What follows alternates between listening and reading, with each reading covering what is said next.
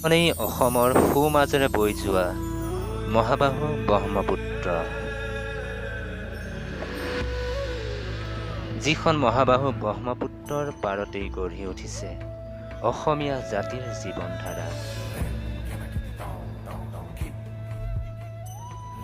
পিছে এই মহাবাহু ব্ৰহ্মপুত্ৰই যোৱা কেইবা দশক জুৰি অসমত এক ভয়ংকৰ সমস্যাৰ সৃষ্টি কৰিছে।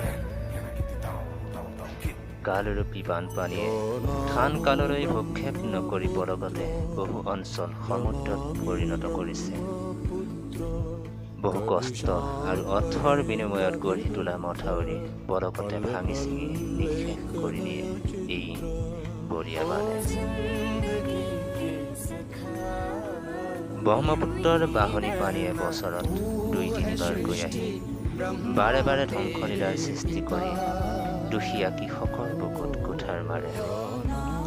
পলসৰ পৰিৱৰ্তে বালিয়ে কৃষকৰ মাটি কৃষিৰ বাবে অনুপযোগী কৰি তোলাৰ লগে লগে আৰম্ভ হয় গৰাখহনীয়া। এই গৰাখহনীয়াৰ ফলত চকুৰ আগতে নিজৰ ঘৰখন, নিজৰ আপোন গাঁওখন নদীৰ বুকুত জাহ যোৱাৰ দৃশ্য সঁচাকৈ বৰ বেদনাদায়ক।